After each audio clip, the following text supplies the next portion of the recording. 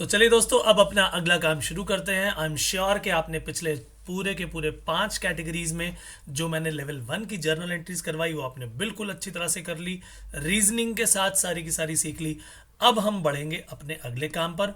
My dear friends, इस particular session में सबसे पहले परचेज और परचेज रिटर्न से जुड़ी हुई सारी की सारी जर्नल एंट्रीज हम सीखेंगे, राइट। तो सबसे पहला पॉइंट क्या लिखा है जी? Goods purchase for cash. अच्छा, ये बात आपको सबको याद है कि गुड्स के लिए ही परचेज, परचेज रिटर्न, सेल्स और सेल्स रिटर्न अकाउंट का नाम यूज किया जाता है, करेक्ट। तो पहले परचेज और परचेज रिटर्न की बात होगी। Goods are the items in which business deals, तो भैया ये खरीदेंगे और बेचेंगे। अब जब भी सामान खरीदा, गुड्स खरीदी जिसको बेचने के लिए हमने लिया है, माय डियर फ्रेंड्स, यहां पर देखेंगे कि हमने उसके लिए कैश पे किया कि नहीं किया। तो गुड्स परचेज कर रहे हैं तो किसी भी हाल में जो परचेजेस है वो तो हमारा एक्सपेंस हो गया।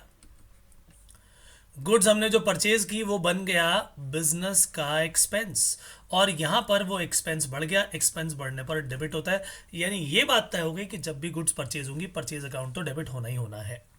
अब परचेज किया हमने तो या तो कैश पे परचेज करेंगे या फिर उधार पर। तो मान लीजिए कि परचेज हमने जब खर्चे के रूप में करना है तो वो तो डेबिट होना ही है, मगर क्रेडिट किसे करेंगे देखेंगे जी। पहला केस, अगर पेमेंट हो जाती है, पेमेंट अगर हमने कर दी तो या तो कैश से पेमेंट करेंगे तो कैश नाम का एसेट घट जाएगा और एसेट रिड्यूस होने पर क्रेडिट होता है, या फिर कैश की जगह हमने चेक से पेमेंट की तो बैंक में से पैसा रिड्यूस हो जाएगा, बैंक नाम का एसेट घट जाएगा, तो बैंक नाम के एसेट को हम यहां पर क्रेडिट कर देंगे। तो इन एनी केस जब पेमेंट कर दी तो हमारा एसेट रिड्यूस होना है और एसेट रिड्यूस होने पर क्रेडिट होगा। लेकिन मान लीजिए कि हमने पेमेंट नहीं की, ये दूसरा केस हमारे सामने आ गया। अगर हमने पेमेंट नहीं की तो यानी पे करना भी बाकी है। उधार पर खरीदा, जिन लोगों को पे नहीं किया, पे करना बाकी है, वो हमारी लायबिलिटी बढ़ गई। लायबिलिटी बढ़ जाने पर क्रेडिट होती है। और ये क्रेडिटर जो हैं, माय डियर फ्रेंड्स, इन्हें कर दिया जाएगा यहां पर क्रेडिट बढ़ने पर लायबिलिटी क्रेडिट हो जाती है। इसमें भी दो बातें हो सकती हैं कि या तो क्रेडिटर का नाम हमारे पास गिवन है। अगर नाम हमारे पास गिवन है, जैसे कि हमने गुड्स राज से परचेज की, तो भैया उसका नाम लिख डालो। और अगर उसका नाम गिवन नहीं है तो उसकी कैटेगरी लिख दो। उसकी कैटेगरी क्या है? क्रेडिटर। तो हम नाम ना होने की सिचुएशन में क्रेडिटर का अकाउंट खोल देंगे, और ये तभी होगा जब उस क्रेडिटर का नाम गिवन ना हो। ठीक है जी। तो पहला क्वेश्चन जब हम यहां पर देखेंगे तो हमारे सामने यहां नजर क्या आया, आइए जरा देख लेते हैं। सबसे पहला पॉइंट, सबसे पहला पॉइंट कि गुड्स परचेज्ड फॉर कैश। तो पहला क्वेश्चन का हमारा आंसर आया, देख लेते हैं यहां पर। परचेज अकाउंट खुला एक, और साथ में एक कैश अकाउंट। तो दो अकाउंट जो इसमें यूज होने, एक परचेज और एक कैश। परचेज हमारा एक्सपेंस है और एक्सपेंस इंक्रीज हो रहा है, इंक्रीज होने पर उसे डेबिट करेंगे। कैश हमारे लिए एक एसेट है, एसेट हमारा कम हो रहा है, एसेट रिड्यूस होने पर उसे क्रेडिट करेंगे। तो ये था उसका रीज़न, जो कि मैंने आपको बताया कि हमने लिखना नहीं है, बस समझाने के लिए मैं आपको ये सारी चीज़ें लिखवा रहा हूँ। तो जर्नल एंट्री क्या बन गई? जर्नल एंट्री बन गई purchase account debit to cash account. Purchase को डेबिट क्यों किया? क्योंकि हमारा एक्सपेंस बढ़ रहा है। और कैश को क्रेडिट क्यों किया? क्योंकि हमारा एसेट रिड्यूस हो रहा है, राइट। तो ये लीजिए, ये आ गया जी 5,000 रुपए का अमाउंट। ये हमने 5,000 यहां पर लिख दिया। अच्छा, अगला लिखा है जी कैश परचेजेस। बात वही है, कैश परचेजेस कर ली 3,000 की, बात वही है। क्यों बात वही है? क्योंकि परचेज गुड्स फॉर कैश या कैश परचेजेस लिखा हो, रीजन इज द सेम कि गुड्स आपने परचेज किए, परचेज खर्चा है, एक्सपेंस हमारा बढ़ गया, और कैश नाम का एसेट रिड्यूस हो गया, और एसेट रिड्यूस होने पर क्रेडिट होता है। तो ये हमने यहां पर जो देखा, ये हमने 3,000 रुपए यहां पर लिख दिए।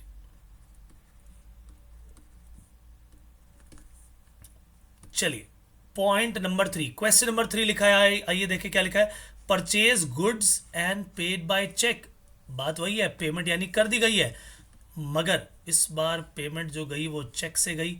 तो माय डियर फ्रेंड्स, एक तो हो गया परचेज अकाउंट और दूसरा कैश एट बैंक रिड्यूस हो गया। तो पहले हमारे पास दो अकाउंट जो थे वो थे परचेज और कैश, लेकिन इस बार दो अकाउंट जो हमारे पास है वो परचेज और बैंक है। परचेज एक्सपेंस है, एक्सपेंस बढ़ रहा है तो डेबिट होगा।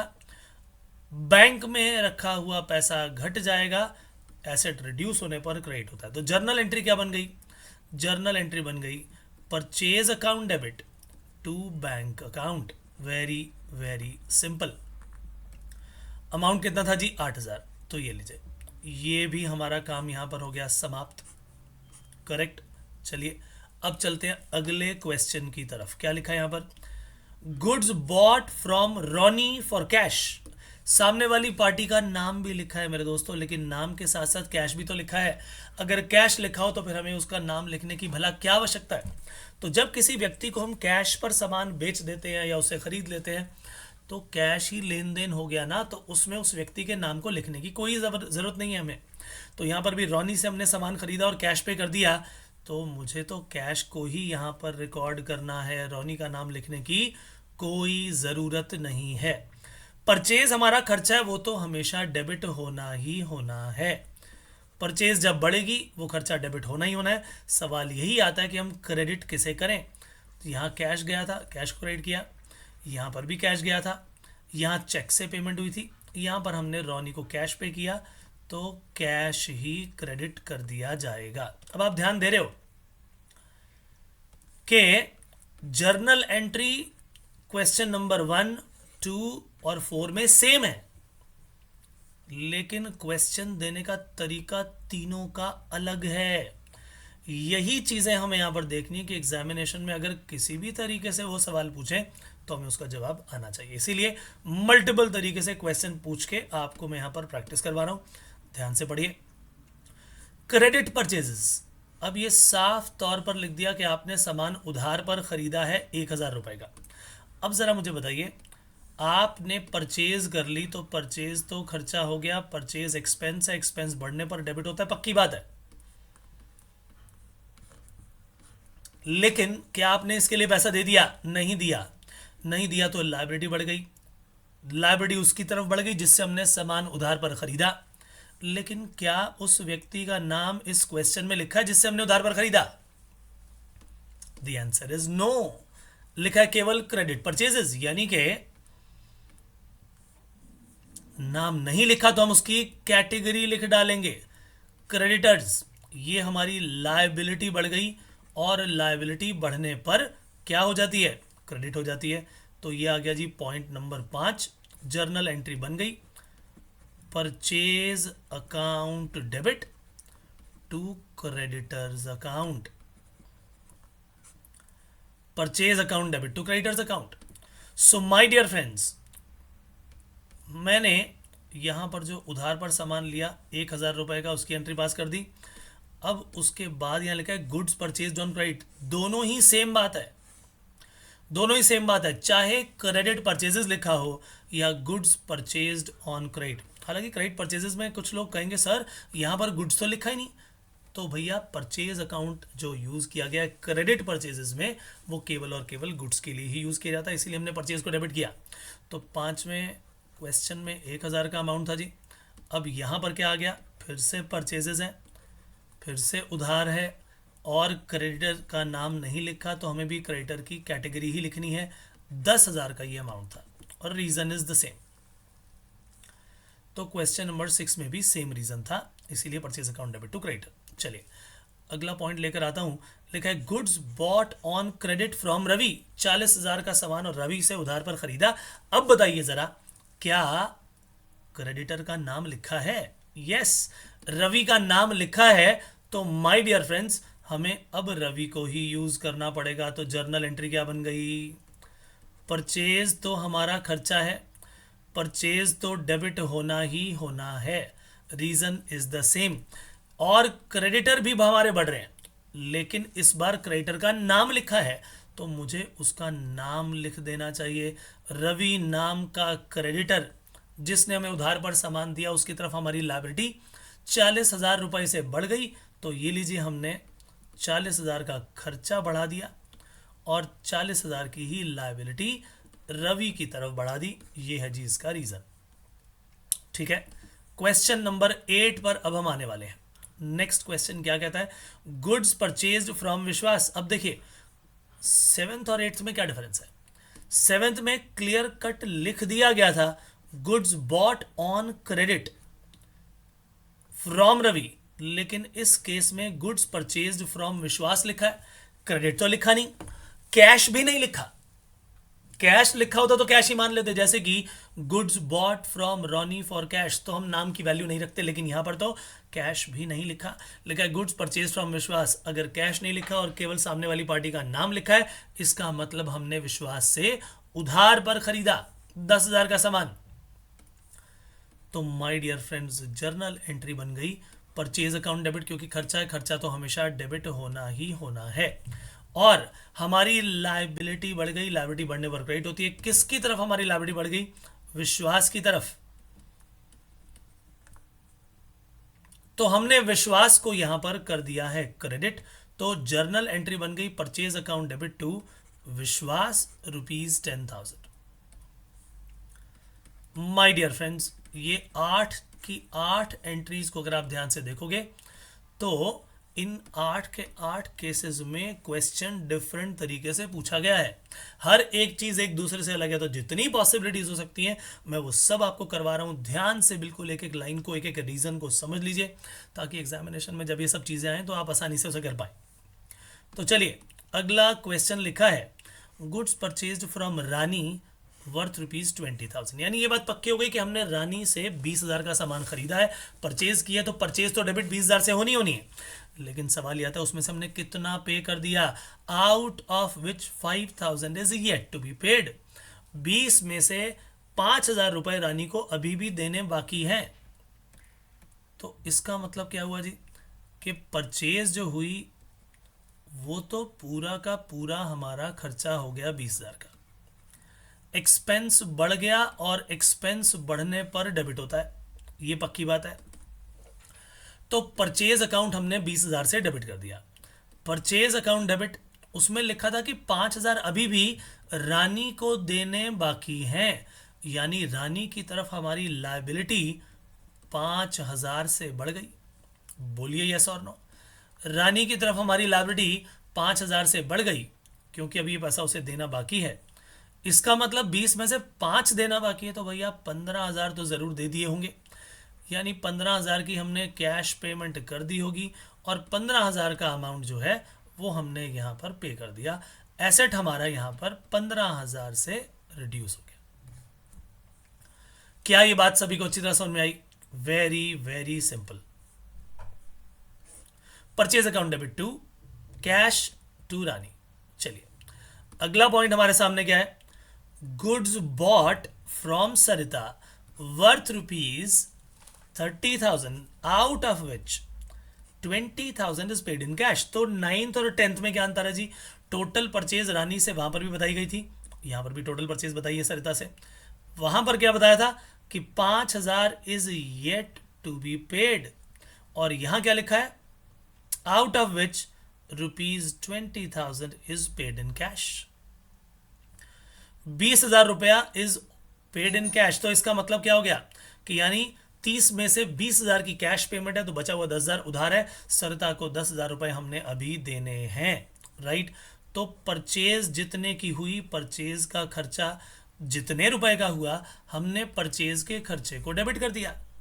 परचेज के खर्चे को हमने यहां पर डेबिट कर दिया, और परचेज अकाउंट डेबिट, कुछ पैसा हमने कैश पे कर दिया और कुछ पैसा अभी भी पे करना बाकी है। जिसको पे करना बाकी है वो कौन है, हमारी क्रेडिटर है सरिता। तो कैश जो गया, एसेट रिड्यूस हुआ, इसीलिए कैश को क्रेडिट किया, और सरिता की तरफ हमारी लायबिलिटी इंक्रीज हो गई, इसीलिए हमने सरिता को क्रेडिट किया। तो my dear friends, purchase total कितने की थी, 30,000 की। उसमें से 20,000 रुपया हमने कैश पे कर दिया, और क्वेश्चन में 20,000 रुपया कैश पे कर दिया लिखा गया है, यानी 10,000 रुपया अभी भी सरिता को देना बाकी है। देना बाकी है तो वो लायबिलिटी है, इसीलिए हमने कैश में दिखा दिया 20,000, 10,000 रुपये सरिता की तरफ लायबिलिटी बढ़ा दी। यानी देखा जाए तो एक तरह से कॉम्बिनेशन क्वेश्चन हो गया ये, कुछ उधार और कुछ कैश। लेकिन क्वेश्चन में एक बार यहाँ पर नाइन्थ में टोटल के साथ क्या दिया था, उधार, और टेंथ में टोटल के साथ इधर क्या दे दिया, पेड इन कैश। राइट। अब अगला क्वेश्चन लेकर आते हैं। लिखा गया है goods bought from Sanya worth rupees 30,000 out of which 1/3 was paid in cash. 30,000 का 1/3 कैश में पे कर दिया, 1/3 वॉज पेड बाय चेक यानी बैंक से पे कर दिया, and rest is yet to be paid. तो माय डियर फ्रेंड्स 30,000 की तीन बातें हो गई। सानिया से हमने उधार पर सामान कुछ खरीदा भी है, करेक्ट और नॉट। तो ये सारी परचेज की कहानी मैंने आपको बताई थी। इसके लिए थोड़ी सी अब यहाँ जगह निकाल लेते हैं। हमने टोटल यहाँ पर परचेजेस जो की वो परचेजेस थी 30,000 रुपए की। 30,000 रुपीज का एक्सपेंडिचर था, ये हमने एक्सपेंस कर दिया था डेबिट। इसमें से क्वेश्चन में लिखा है कुछ तो हमने कैश पे कर दिया, कुछ हमने चेक से पे कर दिया, और कुछ हमने अभी भी सान्या को देना है, देना बाकी है, लायबिलिटी है। तो मेरे हाथ से कैश जो चला गया वो एसेट रिड्यूस हो गया, मेरे बैंक से हम कहेंगे जी जो पैसा चला गया वो भी एसेट रिड्यूस हो गया, इसीलिए क्रेडिट कर दिया गया। और सान्या को अभी भी पैसा देना बाकी है, सान्या की तरफ हमारी लायबिलिटी बनती है। तो सान्याज अकाउंट 10,000 रुपया सान्या को अभी भी देना है, हमारी लायबिलिटी सान्या की तरफ बढ़ गई। तो ये हो गई एंट्री नंबर 10 के 11 एंट्री नंबर 11। ठीक है जी, यहाँ पर सभी को बात समझ में आ गई है कि हमने गुड्स खरीदी हैं, 30,000 रुपये का सामान खरीदा है, उस 30,000 रुपये में से 1/3 is in cash, 1/3 was paid by cheque, rest is yet to be paid. ठीक है ना। तो ये कहानी सारी की सारी एक साथ जो जर्नल एंट्रीज हैं वो मैंने यहाँ पर आपको एक ही पेज में करके दिखाई हुई हैं। तो अगर आप सभी को एक साथ रिवाइज करना चाहते हैं तो this slide will help you. चलिए, अब ये तो सारा काम कंप्लीट हो गया, राइट। अब आ गए हम अपने जर्नल एंट्री नंबर 12 पर। ठीक है जी, लिखा है गुड्स परचेज्ड जिसका लिस्ट प्राइस 10,000 रुपीज था, उसे 10% के ट्रेड डिस्काउंट पर हमने खरीद लिया। तो अब मैं आपको जो बात बताने चाह रहा हूं बड़े ध्यान से सुनिए। जब भी सामान आप खरीदने जाते हैं, मान लीजिए आप किसी होलसेलर के पास गए, जी बताओ ये सामान कितने का, तो कहेगा ये लो जी ये हमारी लिस्ट है। लिस्ट के अंदर जो प्राइस दिया जाता है, ये सामान है, इतनी इसकी यूनिट है, ये इतने रुपए का है, वो लिस्ट प्राइस है। लेकिन आप जाओगे, आप कहोगे जी हमें तो बल्क में खरीदना है जी, ज्यादा सामान खरीदना है, तो बताओ जरा ट्रेड डिस्काउंट कितना दोगे। मैंने आपको चैप्टर नंबर 1 में ट्रेड डिस्काउंट और कैश डिस्काउंट पूरी तरह से अच्छी तरह से समझा दिया था। आई एम श्योर आपने अच्छी तरह से पढ़ा होगा। अगर नहीं पढ़ा तो भैया पहले वो जाओ, उसको पक्का करो, उसको रिवाइज करो, फिर जाके इस जर्नल एंट्री को शुरू करना। So goods purchased, list price जिसका 10,000 था, ट्रेड डिस्काउंट जिस पर 10% था। तो इसका मतलब क्या हुआ, लिस्ट प्राइस में से ट्रेड डिस्काउंट कर दीजिए माइनस, इस 10,000 रुपए में से आपने 10% कर दिया माइनस, यानी 1,000, और जो बैलेंस बचा वो है 9,000। राइट, बैलेंस जो बचा वो क्या है जी, 9,000। तो अब जब आप एज अ परचेजर इसे परचेज करेंगे और इसकी जर्नल एंट्री करेंगे, तो ध्यान रखिए जो परचेज प्राइस है वो यही है, यही परचेज प्राइस है। परचेज की जो फिगर आनी है वो 9,000 की आनी है, क्योंकि ट्रेड डिस्काउंट कभी भी रिकॉर्ड नहीं किया जाता। इसकी रीजनिंग मैंने आपको चैप्टर नंबर 1 में ही दे दी थी। तो इसका मतलब ये हुआ कि 10,000 के सामान को अगर हमने यहाँ पर 10% के डिस्काउंट पर खरीदा, तो 10,000 माइनस 10% कितना हो गया, 9,000। 9,000 से परचेज की एंट्री आएगी कि हमने 9,000 का ही सामान खरीद लिया है। तो एंट्री नंबर 12 में परचेज की जब आप एंट्री करेंगे, कैश आपने पे कर दिया, तो purchase account debit to cash account सीधा 9,000 से एंट्री होगी, सीधा 9,000 से। क्योंकि यहां तो आपका एक्सपेंस बढ़ गया और यहां आपका एसेट रिड्यूस हो गया। तो purchase account debit to cash account. ठीक है जी। अब आती है अगली जर्नल एंट्री की बारी। लिखा है जी purchase return. My dear friends, purchase हमारा खर्चा है और परचेज रिटर्न उसका बिल्कुल ऑपोजिट है। परचेज रिटर्न उसका बिल्कुल रिवर्स, यानी परचेज जब बढ़ेगी तो डेबिट और कम होगी तो क्रेडिट। करेक्ट। परचेज जब बढ़ेगी तो डेबिट और कम होगी तो क्रेडिट। बिल्कुल उसका ऑपोजिट क्या बन जाएगा? परचेज रिटर्न का खेल। परचेज रिटर्न जब बढ़ेगी तो क्रेडिट और रिड्यूस होगी तो डेबिट। क्योंकि परचेज क्या है जी? परचेज हमारा एक्सपेंस है, एक्सपेंस का रूल उस पर अप्लाई हो गया और परचेज रिटर्न से वो खर्चा घट जाता है, इसीलिए उसके टोटल क्या होते हैं? क्रेडिट होते हैं। बढ़ने पर ये परचेज रिटर्न क्रेडिट होती है और घटने पर ये डेबिट होती है। तो इसका मतलब परचेज रिटर्न की जर्नल एंट्री पास करनी पड़ेगी। लेकिन एक बात मैंने आपको पहले ही बताई थी, परचेज रिटर्न जो होती है ना दोस्तों, वो परचेज रिटर्न ज्यादातर के केसेस में जब तक कि क्लियर कट ना लिखा हो तब तक आप यही मानेंगे कि जो सामान हमने उधार पर खरीदा है वही वापस हुआ है, क्योंकि कैश वाला सामान वापस नहीं होता। वो चेंज तो कर देंगे लेकिन कैश वाला सामान वापस नहीं होता। इसीलिए इसीलिए परचेज रिटर्न जो है वो केवल और केवल उधार की होगी, अनलेस और until it is clearly mentioned in the question. तो परचेज रिटर्न करती क्या है? परचेज रिटर्न परचेजेस को यानी खर्चों को कम कर देती है। परचेज रिटर्न से हमारा परचेज का जो खर्चा था ना वो रिड्यूस हो गया, इसीलिए हमने उसे क्रेडिट कर दिया। लेकिन जिस व्यक्ति से हमने उधार पर सामान खरीदा उसको ये कहा जी लो भैया लो सामान वापस ले लो अपना, ये सामान हमारे मतलब का नहीं है, हमने तो कुछ और मंगाया था जी, आपने तो सामान ये गलत भेज दिया, ये लो पैसा वापस, ये सारा का सारा सामान वापस लो। और हमने आपसे उधार पर लिया था, हमने अपनी लायबिलिटी को बढ़ा लिया था उस समय, लेकिन अब तो हमने सामान वापस कर दिया। अगर वापस कर दिया तो हमारी लायबिलिटी भी आपकी तरफ घट गई। इसीलिए मिस्टर क्रेडिटर, आपने जो हमें सामान उधार पर बेचा था हम उसे यहां पर क्रेडिट करके परचेज रिटर्न कर रहे हैं, और आपकी तरफ जो हमारी लायबिलिटी बनती थी वो लायबिलिटी हम यहां पर रिड्यूस कर रहे हैं। और लायबिलिटी रिड्यूस होने पर मेरे दोस्तों डेबिट होती है, ये हम सब अच्छी तरह से जानते हैं। तो क्रेडिटर जो थे वो थे 2000 के, वो 2000 के क्रेडिटर इसके कारण घट गए और 2000 की हो गई परचेज रिटर्न। क्या ये बात समझ में आई सभी को? चलिए नेक्स्ट पार्ट हमारे सामने आ गया, आइए इसे देख लेते हैं। लिखा है return outwards due to damaged goods delivered.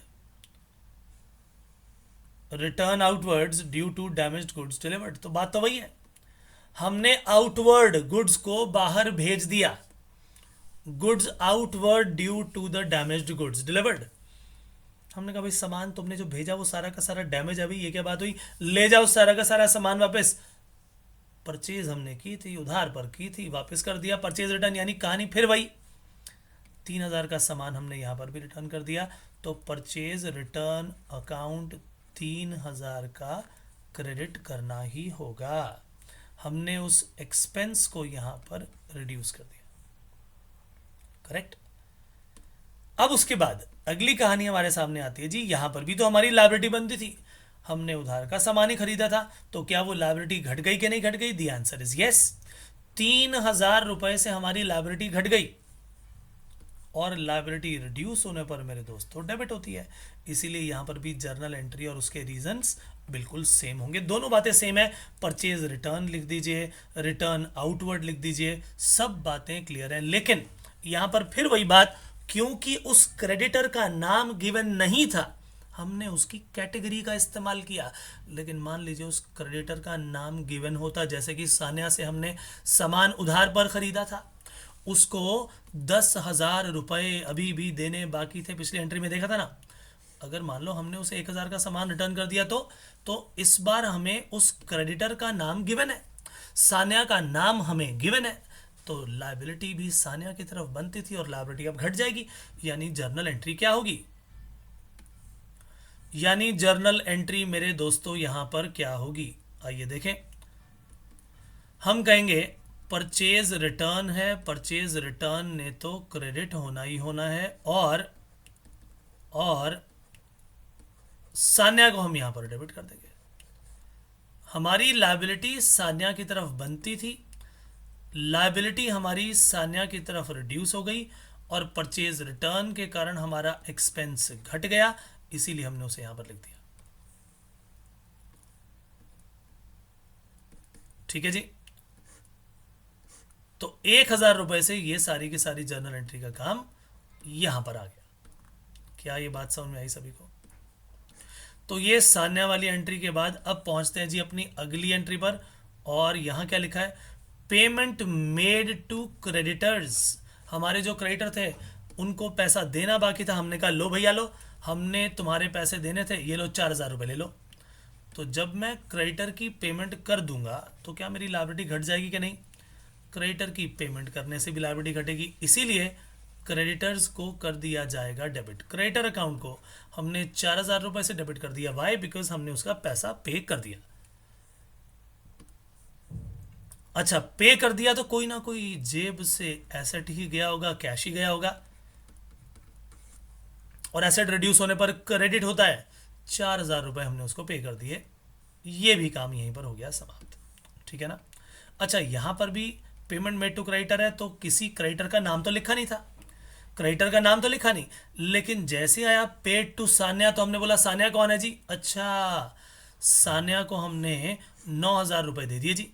Sanya को पैसा देना था, कैसे? 10,000 रुपये उधार था, उसमें से 1,000 का सामान ये रिटर्न कर दिया, अब 9,000 बचे हुए थे, 9,000 की पेमेंट कर डाली। तो पेड टू सान्या, सान्या कौन है? सान्या हमारी क्रेडिटर है। हमने सान्या के 9,000 रुपये देने थे, लो जी लो, सान्या जी के पैसे कर दो वापस। सान्या के अकाउंट को हमने डेबिट कर दिया और ये कहा कि हमारी लायबिलिटी घट गई। लायबिलिटी क्यों घटती है? क्योंकि हम उसके लिए पेमेंट कर देते हैं। Sanya's account debit to cash account, ये 9,000 रुपये हमने यहां पर पे कर दिए, लायबिलिटी घट गई। पेड टू सान्या आ गया, फिर आ गया जी paid to Sarita on account. Sarita भी कौन है? सरिता भी हमारी क्रेडिटर ही है। लिखा है paid to Sarita on account. On account का मतलब है कि हमने जितना भी उसका टोटल पैसा देना था उसमें से 6,000 दिए, बाकी अभी भी बाकी है। तो ज़रा याद करो, सरिता से जब हमने सामान खरीदा था तो हमने कोई सरिता को सामान रिटर्न तो किया नहीं, हमने सरिता को कोई भी सामान रिटर्न नहीं किया, हमें उसे कितना पैसा देना बाकी है? सरिता को कितना देना बाकी है? टोटल 10,000 देना बाकी है, राइट। 10 में से कह रहा है जी हमने उसको कुछ ऑन अकाउंट पेमेंट कर दी। ऑन अकाउंट पेमेंट करने का मतलब क्या है? ऑन अकाउंट पेमेंट का मतलब है 10 में से 6 पे कर दिया, अभी भी 4 पे करना बाकी है। ऑन अकाउंट का पेमेंट यही है, मतलब यही है कि पूरे अकाउंट जो भी उसका बनता है उसमें 6,000 पे किया, अभी बाकी जितना बचता है वो देना बाकी है। यानी सरिता की तरफ लायबिलिटी भी उतने से ही कम होगी जितना मैंने पे किया। सरिता की तरफ मेरी लायबिलिटी भी उतने ही से ही कम होगी जितना मैंने पे किया। तो मैंने जो पे किया वो कितना था जी? जो मैंने पे किया वो 6,000 था। तो सरिता की तरफ मेरी लायबिलिटी ज़रूर घटी। सरिता के अकाउंट को मैंने डेबिट भी कर दिया, लायबिलिटी रिड्यूस भी हो गई, और मैंने जब पेमेंट की तो मेरी जेब से कैश भी चला गया, एसेट भी रिड्यूस हो गया। अब हम क्या बोलेंगे जी? टोटल ऑन अकाउंट पेमेंट की है 6,000, तो 6,000 की लायबिलिटी घटी, 6,000 का ही एसेट घटा, राइट। मगर 4,000 रुपये अभी भी देने बाकी हैं। सो माय डियर फ्रेंड्स, हमने इस पर्टिकुलर सेशन में जितनी भी सारी की सारी बातें की वो की परचेज से जुड़ी हुई, परचेज रिटर्न से जुड़ी हुई। तो ये जो list price minus trade discount की बात बताई थी, और उसके बाद ये परचेज आ जाता है, ये ऑन बल्क परचेज दिया जाता है, ये बात बताई हुई है। लेकिन जितना माल हमने परचेज कर लिया, मान लीजिए 10 रुपये का था, उसमें 1 रुपये का डिस्काउंट हो गया, 9 रुपये लेन देन बाकी है, और हमने उसे 2 महीने का, मान लो 2 महीने का उधार है। अब जिस व्यक्ति ने पैसा लेना है वो जल्दी आ गया, वो कहते जी अगर आप मुझे जल्दी पैसा दे दोगे तो मैं आपको 1 रुपये का कैश डिस्काउंट दे दूंगा। तो इस 1 रुपये के फॉर प्रॉम्प्ट पेमेंट में लिए गए इस डिस्काउंट को कैश डिस्काउंट कहा जाता है, और ये ज़रूर रिकॉर्ड किया जाएगा। यानी पेमेंट की जाएगी 9 में से केवल 8, और 1 रुपया हम अपनी इनकम मान लेंगे। इस पूरे के पूरे प्रोसेस को भी जर्नल एंट्रीज के थ्रू हम करेंगे, राइट। ये पूरा का पूरा काम जर्नल एंट्री के थ्रू किया जाएगा। और अब उसकी जर्नल एंट्री की कहानी आपके सामने आ गई है। ठीक है, ये सरिता वाली जो पॉइंट थे वो मैंने आपको क्या बताया था कि ऑन अकाउंट पेमेंट है। तो सरिता सरिता की तरफ हमारी लायबिलिटी बनती थी। हमने उससे परचेज किया हुआ था 10,000 का। लायबिलिटी क्योंकि जब भी बढ़ती है तो क्रेडिट होती है। ठीक है ना, मैंने आपको पिछले सेशंस में जब अकाउंटिंग प्रोसीजर करवाया था तो लायबिलिटी वाले अकाउंट टी शेप बना के दिखाए थे। ये वही टी शेप अकाउंट है कि हमने उससे 10,000 का सामान खरीदा था तो लायबिलिटी बढ़ गई थी, लेकिन अब हम उसे पे कर रहे हैं। जब परचेज किया तो परचेज अकाउंट डेबिट टू सरिता। सरिता सरिता को क्रेडिट किया तो सरिता के क्रेडिट में जाके हमने लिख दिए 10,000 रुपये परचेज के, लेकिन ऑन अकाउंट पेमेंट हमने अब उसे की तो उसके कारण लायबिलिटी घट गई। लायबिलिटी घटने पर डेबिट होती है, इसीलिए हमने जब पेमेंट की सरिता डेबिट टू कैश अकाउंट, तो 6,000 रुपये से लायबिलिटी घटा दी, पेमेंट कर दी हमने उसे, लेकिन अभी भी बैलेंस 4,000 रुपया सरिता को देना बाकी है। ये देख रहे हो बैलेंस 4,000। तो ऑन अकाउंट पेमेंट का मतलब यही होता है। लेकिन जब हम बात करेंगे कैश डिस्काउंट की, तो वहां पर क्या लिखा हो सकता है वो सुन लीजिए। जैसे कि मैं पहले पॉइंट नंबर 2 ही करवा रहा हूं। Paid to Boman 5,500 in full settlement of ₹6,000, कि हमने बमन के 6,000 रुपए देने थे, लेकिन हमने उसे 5,500 रुपए देकर ही फुल्ली सेटल कर लिया। फुल्ली सेटल करने का मतलब क्या भैया, ठीक है हमने तुम्हारे 6,000 रुपए देने, लेकिन हम बस 5,500 ही देंगे और उससे पूरा अकाउंट सेटल हो जाएगा। यानी अब बचे हुए 500 रुपए नहीं मांगे जाएंगे। इसका मतलब यह हुआ कि जो हमने सामान बमन से परचेज किया था वो 6,000 का था।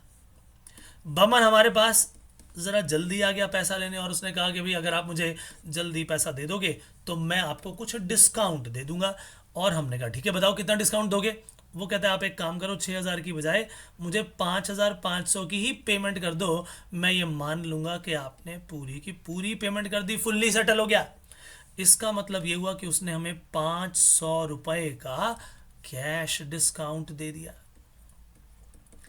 तो इसका मतलब इस 500 रुपए की एंट्री तो हमें करनी ही होगी। आपको मैंने बताया था कि कैश डिस्काउंट दिया जाता है या दिया जाता है at the time of making और रिसीविंग पेमेंट्स, और इसको हमेशा रिकॉर्ड करते हैं क्योंकि अल्टीमेटली क्वेश्चन में 6,000 रुपए हमारी बुक्स में पहले ही रिकॉर्डेड है।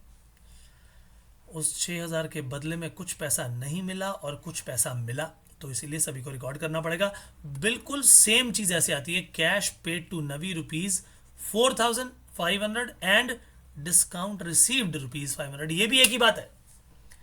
इसका मतलब ये हुआ कि जी हमने 4,500 दिया, 500 का डिस्काउंट मिल गया, यानी जरूर हमने नवी के 5,000 रुपए देने थे। उस 5,000 रुपए की जो हमारी लायबिलिटी थी, हमने जो परचेज किया था, उस 5,000 में से वो कह रहा जी मैं आपको कैश डिस्काउंट दे दूंगा 500 रुपए, आप मुझे केवल 4,500 की पेमेंट कर दो। यानी ये भी कैश डिस्काउंट की ही कहानी है। सो माय डियर फ्रेंड्स, नवी की तरफ हमारी लायबिलिटी बनती है इस केस में। नवी कौन है? नवी हमारा क्रेडिटर है। बिल्कुल उसी तरीके से बमन कौन है? बमन भी हमारा क्रेडिटर ही है, हमने उसे पैसा देना है और हमारी इनकी तरफ लायबिलिटी घट जाएगी। जितना देना है हमने उससे कम पैसा उन्हें दिया है, जितना हमने उसे देना है हमने उससे कम पैसा दिया है। तो बताइए जब मैं नवी को पे करूंगा तो क्या होगा? हमने जब परचेज किया नवी से 5,000 रुपए का सामान, हमने परचेज अकाउंट को डेबिट किया था, मगर हमने उसे उस समय पेमेंट नहीं की थी। हमने उस समय उसको पेमेंट नहीं की थी, इसी कारण से हमारी नवी की तरफ लायबिलिटी बढ़ गई थी और नवी के नाम को हमने क्रेडिट कर लिया था। और हमने कहा था कि हमने अपनी बुक्स में नवी को 5,000 रुपए देने हैं, ये हमने रिकॉर्ड कर लिया था। क्वेश्चन में लिखा है केस 1, कि 4500 rupees paid on account to नवी।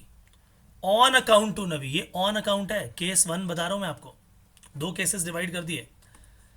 अगर ये लिखा आ जाए कि ऑन अकाउंट पे किया है, इसका मतलब जानते हो क्या हुआ? इसका मतलब ये हुआ कि 5,000 टोटल देना है, उसमें से 4,500 ऑन अकाउंट पे किया है, 500 अभी भी देना बाकी है, 500 की अभी भी लायबिलिटी बची है।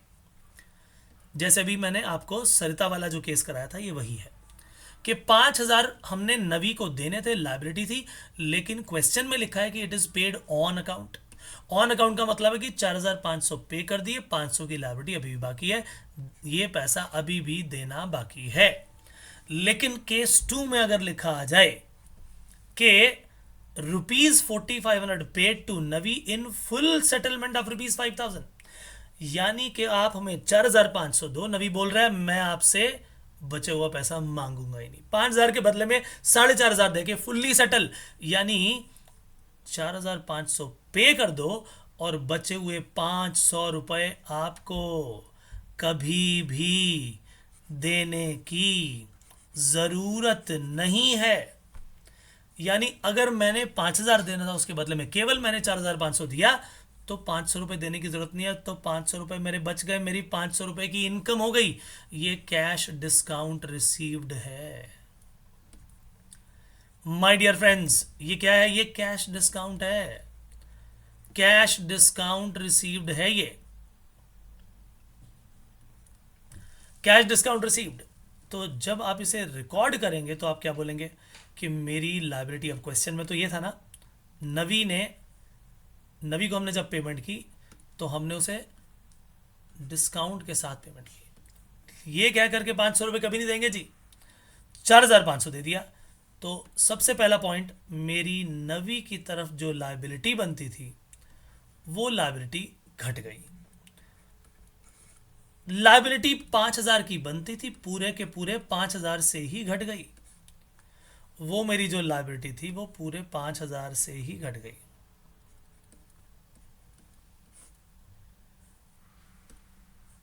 मैंने लेकिन पे कितना किया? मैंने उसे पे जो किया, जो कैश अकाउंट हमने दिया, जो एसेट रिड्यूस हुआ माय डियर फ्रेंड्स, वो एसेट रिड्यूस हुआ।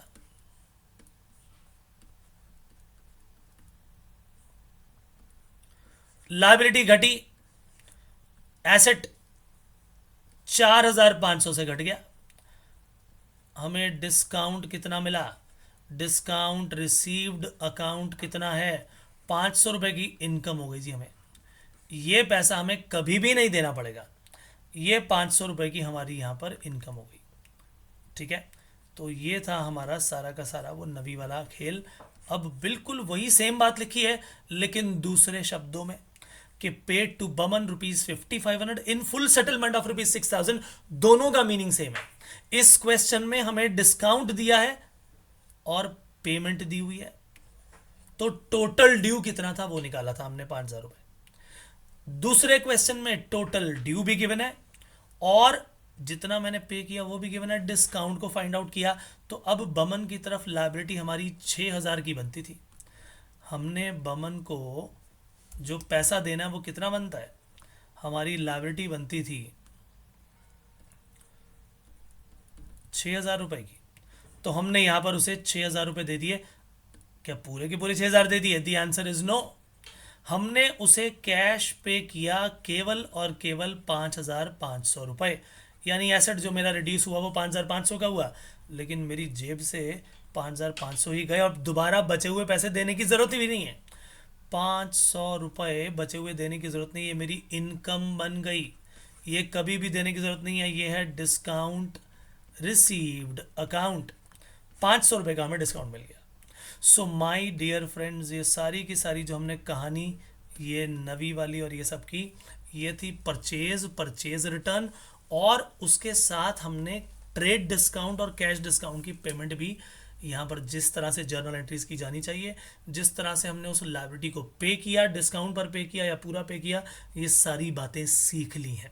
ठीक है, तो परचेज रिटर्न और परचेजेस के कारण जो हमारे क्रेडिटर आ रहे हैं उनको किस तरीके से हम पे कर रहे हैं, ऐसी सारी जर्नल एंट्रीज मैंने आपको इस सेशन में करवाई। अच्छी तरह से इसे कंप्लीट किया रहेगा। मिलेंगे अपने नेक्स्ट सेशन में, तब तक के लिए दीजिए इजाज़त। Bye bye, take care and God bless. Thank you so much.